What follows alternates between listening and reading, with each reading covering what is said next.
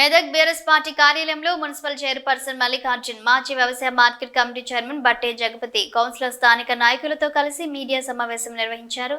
ఈ సందర్భంగా వారు మాట్లాడుతూ మంత్రి కొండా సురేఖ మాజీ మంత్రి కేటీఆర్ పై చేసిన ఆరోపణలు బషరతుగా వెనక్కి తీసుకోవాలని బీఆర్ఎస్ పార్టీ తరపున డిమాండ్ చేశారు. దుబ్బాకలో మైనంపల్లి హనుమంతరావు మాజీ మంత్రులు కేటీఆర్ హరీష్ రావుపై పెట్రోల్ పోసి తగలబెడతామనే వ్యాఖ్యలను పార్టీ తరపున ఖండిస్తున్నామన్నారు. చిల్లర రాజకీయాల కోసం పార్టీ వర్కింగ్ ప్రెసిడెంట్ కేటీఆర్ ను మంత్రి కొండా సురేఖ అనవసరంగా రాజకీయ పలుకుబడి కోసం బురద చల్లే ప్రయత్నం మానుకోవాలి అన్నారు. నిండు అసెంబ్లీలో మాజీ మంత్రి సబితా ఇంద్రారెడ్డి మీద సీఎం రేవంత్ రెడ్డి మాట్లాడితే ఎవరు స్పందించలేదని గుర్తు చేశారు. కేటీఆర్ ను అనవసరంగా ఈ విషయంలోకి లాగారని, ఇది సరైన పద్ధతి కాదు అన్నారు. మల్లన్న సాగర్ ముంపు గ్రామాల ప్రజలను ఒప్పించి నిర్మాణం చేపట్టారని, దాని వలన 2 పంటలు పండుతున్నాయన్నారు. ఈ సమావేశంలో మున్సిపల్ కౌన్సిలర్లు కృష్ణారెడ్డి, జయరాజ్, ఆర్కే శ్రీనివాస్, హవేలీ ఘనపూర్ మండల పార్టీ అధ్యక్షులు సిహెచ్ శ్రీనివాస్ రెడ్డి, మాజీ కౌన్సిలర్ మాయ మల్లేశం, నాయకులు ప్రభురెడ్డి, సాయిలు, రాజు, మోహన్ రాథోడ్, కిరణ్, భువన్, చందు పాషా తదితరులు పాల్గొన్నారు.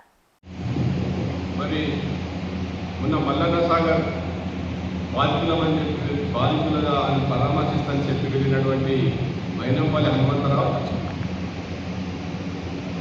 అనవసరంగా టీఆర్ఎస్ పార్టీ సీనియర్ నాయకుడు ఎమ్మెల్యే హరీష్ రావు గారిని రోడ్డుకు వచ్చినట్టు మరి మాట్లాడడం, కేటీఆర్ హరీష్ రావు పెట్టుబడి తగలబెట్టాలని తీవ్ర పదజాలంతో మాట్లాడడం తీవ్రంగా ఖండిస్తా ఉన్నాం.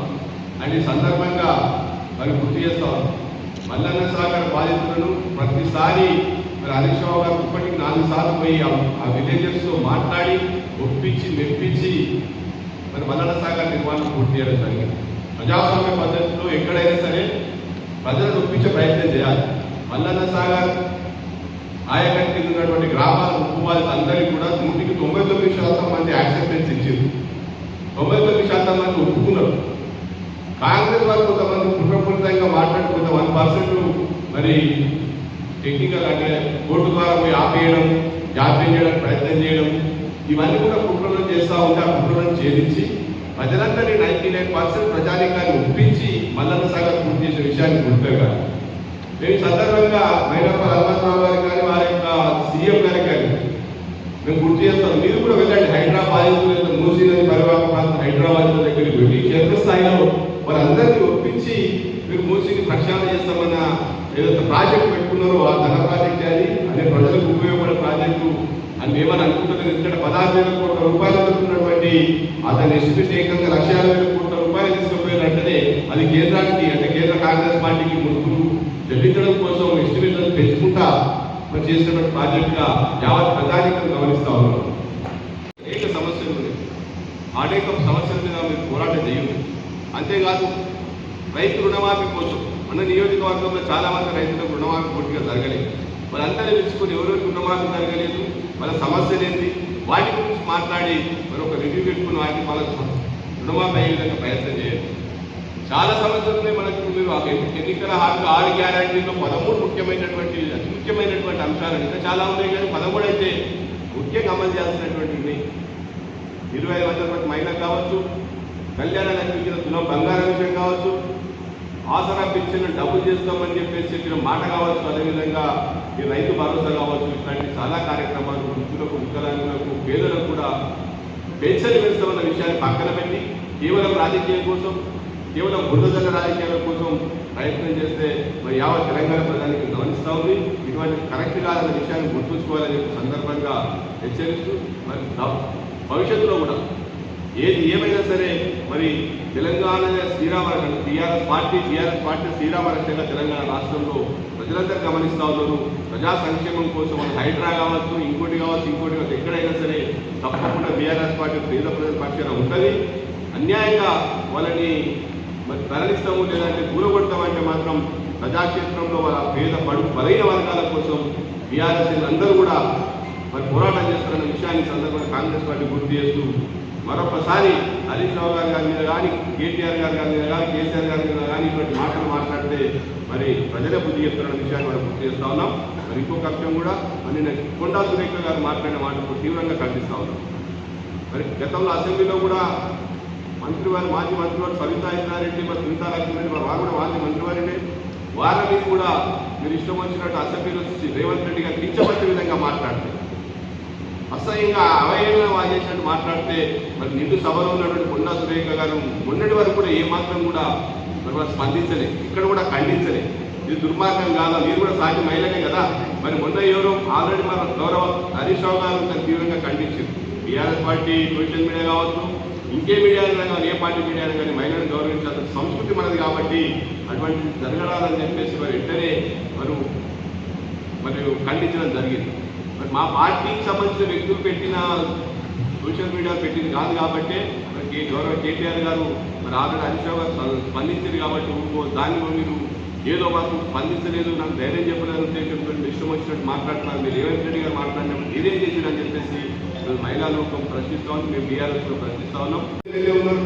2014 వరకు తెలంగాణ రాష్ట్రం ఏర్పడేంత వరకు కూడా 2009లో కావచ్చు, అంతకంటే ముందు కావచ్చు, స్వాతంత్రం వచ్చిన నాటి నుంచి వర్షాకాలంలో కూడా తీవ్రమైనటువంటి వరదలు ఉన్నప్పుడు మరి మనం నీళ్ళ కోసం కూడా ఉంది. అంటే వేసవికాలం వచ్చిన తీవ్రమైనటువంటి నీటి కోసం ఉంది. మల్లన్న సాగర్ పుణ్యమా అని రెండు పంటలు నీళ్ళు ఇవ్వడమే కాకుండా మెదక్ పట్టణానికి సంబంధించినటువంటి పూర్తి తాగునీరు కూడా మనం ఫస్ట్ చూసిన అవకాశం. ఈవెన్ నిండు వేసవిలో కూడా మద్దతు దొరికే రీతిలో అడుగడుగున్న చెక్ డ్యామ్ కట్టి మద్దతు చూపుతా ఉంటే రెండు పంటలకు రైతులకు నీళ్లు ఇచ్చే మంచి ప్రాజెక్టు రూపకల్పన చేసి ఆ విధంగా ముందుకు పోతున్న సందర్భాన గుర్తించి హర్షించాల్సింది పోయి మరేదో రేవంత్ రెడ్డి గారి మెప్పు కోసము ఇంకెవరి మెప్పు కోసము ఇష్టానుసారంగా మాట్లాడి సహించేది లేదు. అటువంటి మాటలు వెంటనే ఉపసంహరించుకున్నటువంటి మాటలు మాట్లాడద్దని చెప్పి సందర్భంగా హెచ్చరిస్తా ఉన్నాం. అంతేకాదు ఇలా గౌరవ హరీష్ రావు గారితో పాటు పోటీ పడదాం. మీరు సిద్దిపేటలో ప్రత్యేకంగా పోయి అక్కడ పోయి ప్రెస్ మీట్ పెట్టి ఏదో అక్కడ పంచ చేసే కార్యక్రమం పక్కన పెట్టి మనం పోటీ పడదాం మీద నియోజకవర్గ అభివృద్ధి కోసం సిద్దిపేటతో పోటీ పడే విధంగా ప్రయత్నం చేస్తాం. మంత్రం కూడా సహకరిస్తాం. అంతే తప్ప కేవలం గిల్లి కజ్జాలు పెట్టుకొని పరిపాలన చేస్తామని చెప్పేసి రేవంత్ రెడ్డి గారు కావచ్చు, కాంగ్రెస్ నాయకులు కావచ్చు, ఇక్కడ స్థానికంగా మీరు కావచ్చు, ఇది ఏమాత్రం మంచిది కాదు ప్రజాస్వామ్య పద్ధతులు అని చెప్పేసి వారికి గుర్తు చేస్తూ సమీప భవిష్యత్తు పెద్ద ఎత్తున నిధులు తీసుకురండి. మెదక్ పట్టణాన్ని అన్ని రకాలుగా అభివృద్ధి చేయండి. మేమందరం కూడా మీకు సంపూర్ణ సహకారం అందిస్తాం. అంతేకాక పెద్ద పెద్ద నాయకులను మరి కేటీఆర్ గారిని, హరీష్ రావు గారిని, కేసీఆర్ గారిని నోటికి వచ్చినట్టు అటు రేవంత్ రెడ్డి గారు కానీ మీరు కానీ చూడడం తీవ్రంగా ఆక్షేపణీయం, తీవ్రంగా ఖండిస్తా ఉన్నాం. సమీప భవిష్యత్తు ఇటువంటి మాటలు మాట్లాడితే మరి ప్రజాక్షేత్రంలో ఎక్కడికక్కడ నిజదేయాల్సినటువంటి పరిస్థితి వస్తున్న విషయాన్ని గుర్తెరగాలని చెప్పి సందర్భంగా వారికి సూచిస్తూ మరి వాళ్ళ జీవితాలను, ప్రైవేట్ జీవితాలను కూడా బయటకు తీసుకొచ్చి చిల్లర రాజకీయాలు చేస్తున్నటువంటి ఈ కాంగ్రెస్ సంబంధించిన మంత్రివర్గ సురేఖ గారు వెంటనే బేషరత క్షమాపణ చెప్పి వాళ్ళ వ్యాఖ్యలను వాపసు తీసుకోవాలని చెప్పేసి ఈ సందర్భంగా డిమాండ్ చేస్తా ఉన్నాం. మరి ఇదే విధంగా బెదిరింపులు, ఇదే విధంగా కుటుంబాలకు రాజకీయాలు చేసుకుంటూ అవమానపరిచే రీతిగా లేకపోతే పరువు నష్టం జరిగే విధంగా ప్రయత్నం చేసుకుంటూ పోతే ఈ కాంగ్రెస్ పార్టీ నాయకులకు ప్రజాక్షేత్రంలో తీవ్ర భంగపట్టు తప్పదన్న విషయాన్ని ఈ సందర్భంగా వారు గుర్తు చేస్తా ఉన్నాం. థ్యాంక్ యూ వల్ల మా రాష్ట్రంలో ఉంటుంది పిల్లలందరూ ఇంత ప్రమాణంగా చదువుకుంటున్నారు. ఆ పిల్లలను చూస్తే ఏ మేకలో, ఏ గొర్రెలో, ఏ మట్టిలో వేసే పిల్లలు ఇవాళ ఇంగ్లీష్లో మాట్లాడితే చిత్తల కింద పరిస్థితి అప్పుడు మన ప్రభుత్వంలో కనిపిస్తే ఈరోజు అతిగతి లేని వాళ్ళ గురించి మాట్లాడుతుంది. ఈడ షాపింగ్ కాంప్లెక్స్ మొత్తం సంస్కృత షాపింగ్ కాంప్లెక్స్ ఉంటే అది దానికి అతిగతి లేదు అని పట్టించుకున్న పాపం ఉంటుంది. ఆడ నడి రోడ్డు మీద రామదాస్ చౌరస్తా మీద కట్టే బిల్డింగ్ ఉన్నది. మా ఒకసారి పిలిపించి మాట్లాడి ఈ పరిస్థితి ఏంటని అడిగే పరిస్థితి ఉందా? నేను ఏదో కొంచెం 10 పైసల పర్సెంట్ 5 పదాలు ఫిక్స్ పెట్టిపోయినా ఏ రోజన్నా మార్కెట్ అధికారులను పిలిచి మాట్లాడినావా? ఏ అధికారులతోటన్నా పిలిచి మాట్లాడుతున్నావా? సమీక్ష చేస్తున్నావా? ఎంతసేపు అహంభావంతో రావాలి, బాని వీడిని తిట్టాలి. ఎవరైనా ఏదైనా మాట్లాడి ప్రజా సమస్య గురించి మాట్లాడితే ఇమీడియట్గా పోలీసు వాళ్ళకి చెప్పి తీసుకుపోయి లోపల వేయాలి. అయ్యా ఇలా చెప్తున్నారు కేటీఆర్ను. ఎవరో ఒక మనిషి మా ఒక ఎక్స్ కౌన్సిలర్ ఫోటో ఎవరో పంపితే కాలు మొక్కింది వేసింది ఫోటో. ఈయన కేటీఆర్ కాలు పట్టుకున్నది ఫోటో ఉన్నది కదా, బాధ ఇయ్యాలి పుస్తకం వచ్చింది కాదు కదా. అది వేసినంత మాత్రాన అదే ఫోటో వేస్తావా? నడు పోలీసులు రావడం తీసుకుపోయి పోలీస్ స్టేషన్ వేయడం, ఈ స్కూల్ బాగాలేదా, ఈ పరిస్థితి బాగాలేదంటే తీసుకుపోయి లోపల వేయడం, కేసు బుక్ చేయడం. ఇది ఎక్కడ పడుతుందా? మేము కూడా మేము ప్రభుత్వం చేసినప్పుడు గతంలో ప్రివెంటివ్గా ఏదైనా మేము చేస్తాం, స్ట్రైక్ చేస్తాము, లేకపోతే రాష్ట్రారోపణ చేస్తాము, బంద్ చేస్తాము అంటే ప్రివెంటివ్గా ముందుగానే వాళ్ళని తీసుకొచ్చి పోలీస్ స్టేషన్లో కొంతసేపు ఉంచి వాళ్ళని ఇంటికి పంపించిన పరిస్థితి ఉంది. అందరం పెట్టిన వాళ్ళనే మరి గతంలో ఏం జరుగుతున్నది, అంతకుముందు ఏం జరిగింది, ఇప్పుడు ఏం జరిగింది, అవన్నీ కూడా మీకు తెలిసిన విషయాలే.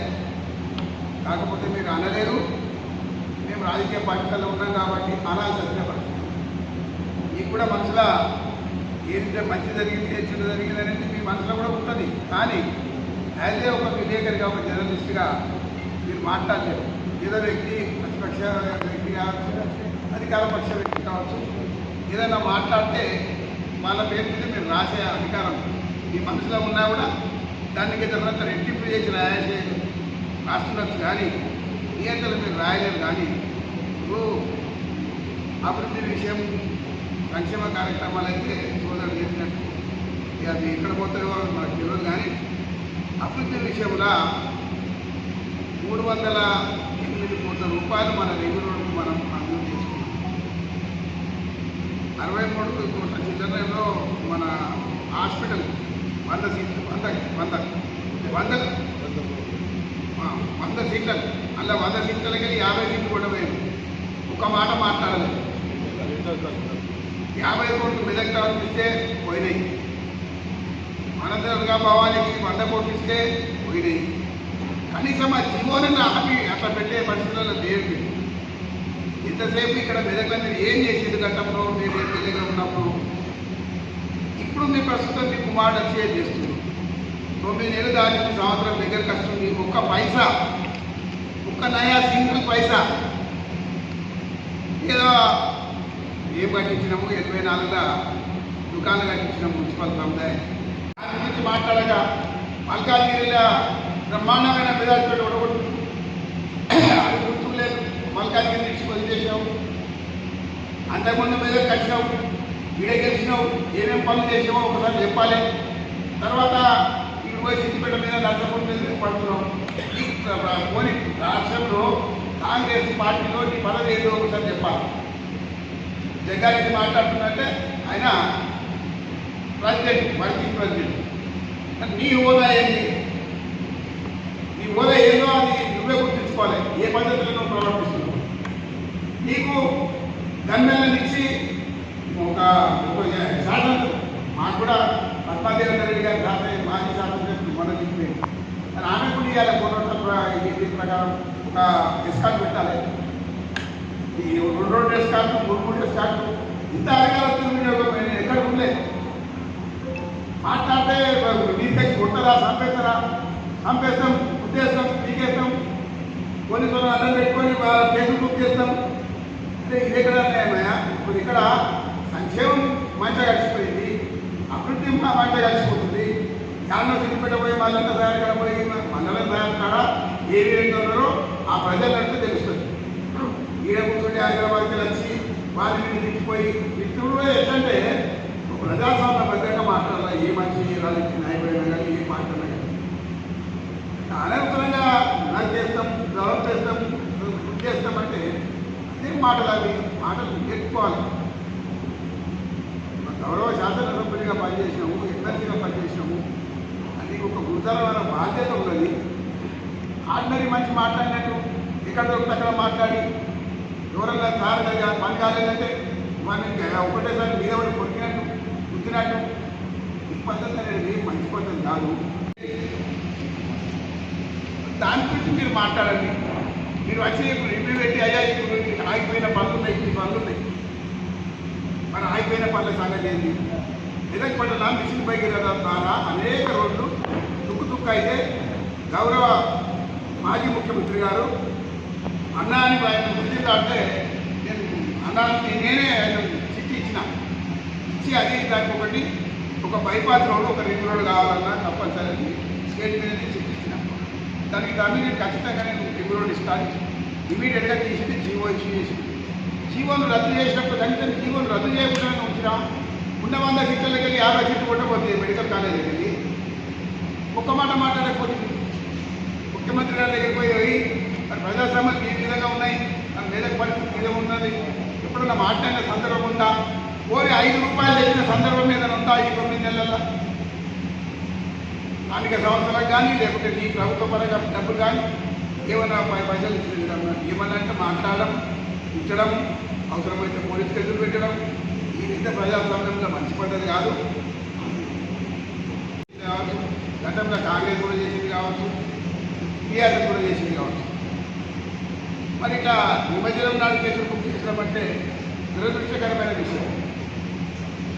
బ్రహ్మాండంగా మేము ఆహ్వానిస్తాము, పురపాలక సంఘం నుంచి అందరికీ బ్రహ్మాండంగా ఆహ్వానిస్తాం, వాళ్ళకు గర్వంగా సగర్వంగా పూజ చేస్తాం, మంచిగా నిమజ్జనం చేసుకునేటట్టు కానీ వాళ్ళకి అన్ని రకాల సౌకర్యాలు కల్పించే విధంగా మేము కార్యక్రమాలు చేసినాం. దాంట్లో కూడా కేసులు బుక్ చేయించారు. ఓ ఇంత పెద్ద గణపతి పెడతావా, ఓ ఇంత చిన్న గణపతి పెడతావా, ఎవరి స్థాయి వాళ్ళకి ఎవరికి వాళ్ళ ఇష్టం, వాళ్ళ భక్తి వాళ్ళ ఇష్టం పెట్టుకుంటాం. ఇంకా మన పద్ధతి బాగుంటుంది. ఏమనంటే కేటీఆర్ పెట్టడం, ఏమనంటే హరీష్ రావు పెట్టడం, వాడిని చంపేస్తా, నరికేస్తా, గుర్తు చేస్తా, చేసేస్తా, పెట్రోల్ పోసి కాలం పెట్టేస్తా, ఏ మాటలండి. ఇది పద్ధతి కాదు, విధానం కాదు, ఏం కాదు. ప్రజలు ఖచ్చితంగా మీరేం చేస్తున్నారో మేమేం చేస్తున్నామో ఇది కళ్ళు ముసుకొని పాల్దాయినట్టు కాదు. ఎవ్వరి పర్ఫార్మెన్స్ని బట్టి వాళ్ళకి అది రిజల్ట్ వస్తుంది. అంతేగాని దాడిగిరి చేసి పోలీసులను ఉపయోగించి వాళ్ళ అధికార యంత్రాంగాన్ని ఉపయోగించి మీరు చేసే ఏదైనా కూడా మరి రేపటికి మీకు మంచిగా అయితే అడ్డగా కానీ మా ప్రజలైతే ప్రస్తుతం మెదకైతే మా నియోజకవర్గం సర్వనాశనం అయిపోయింది.